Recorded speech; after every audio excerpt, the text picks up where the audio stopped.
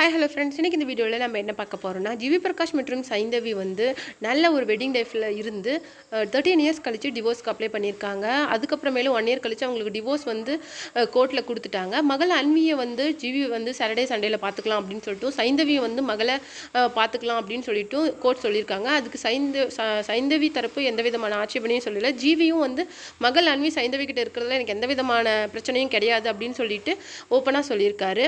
அதுக்கு கோர்ட் வந்து 2 பேருக்கும் டிவோர்ஸ் கொடுத்துருக்குறாங்க. கோர்ட்லேருந்து வெளியில் வரும்போது 2 பேரும் கை கோர்த்துட்டு வந்தாங்க. அது மட்டும் இல்லாமல் 2 பேருமே ஒரே காரில் போனாங்க அப்படின்னு சொல்லப்படுது. அது மட்டும் இல்லாமல் இந்த வீடியோவில் நம்ம என்ன பார்க்க போகிறோம்னு பார்த்தீங்கன்னா, ஜிவி மற்றும் சைந்தவிக்கு உள்ளே இருந்த அந்த லவ் எதனால் விரிசலாச்சு அப்படிங்கிறத பற்றி தான் இந்த வீடியோவில் நம்ம பார்க்க போகிறோம். வீடியோக்குள்ளே போகிறதுக்கு முன்னாடி நீங்கள் நம்ம சேனலுக்கு புதியவராக இருந்தால் மறக்காமல் சிபி ட்ரெண்டிங்கை சப்ஸ்கிரைப் பண்ணிவிடுங்க. வாங்க வீடியோக்குள்ளே போகலாம்.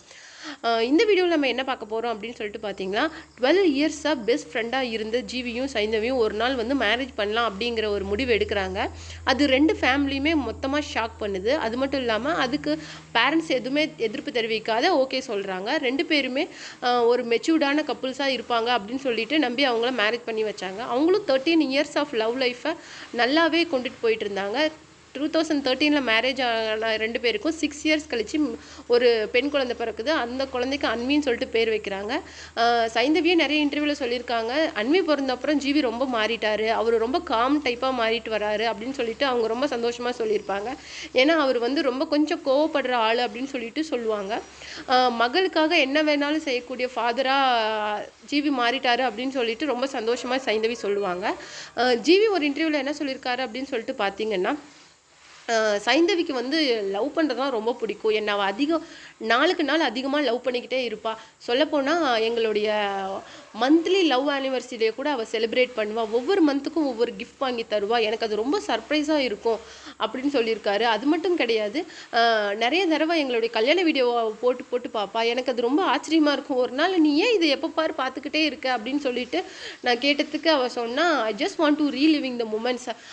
இது வந்து என் லைஃப்பில் வந்து ஒரு ட்ரீமாக டெய்லி வந்தால் கூட நான் சந்தோஷப்படுவேன். ஏன்னா அந்த அளவுக்கு நான் லைஃப்பில் மறக்கக்கூடாத தருணங்கள் அதெல்லாம் அப்படின்னு சொல்லிட்டு ரொம்ப எமோஷ்னலாக பேசுவாங்க.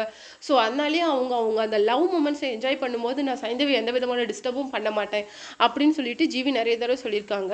அது மட்டும் கிடையாது, நிறைய சின்ன சின்ன கிஃப்ட் வந்து சைந்தவி எனக்கு பண்ணுவா. அது அவளுக்கு ரொம்ப பிடிக்கும். நானே சில டைம் ரொம்ப ஆச்சரியப்பட்டிருக்கேன். என்கிட்ட இல்லாதது எனக்கு தேவைப்படுறதை கரெக்டாக பார்த்து செலக்ட் பண்ணி எனக்கு கொடுப்பாங்க.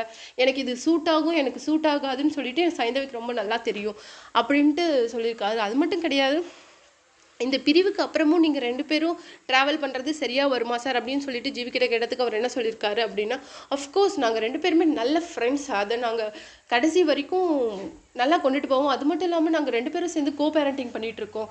எங்கள் பொண்ணோட கெரியர் எங்களுக்கு ரொம்ப முக்கியம் எல்லாத்த விட அப்படின்னு சொல்லிட்டு சொல்லியிருக்காரு.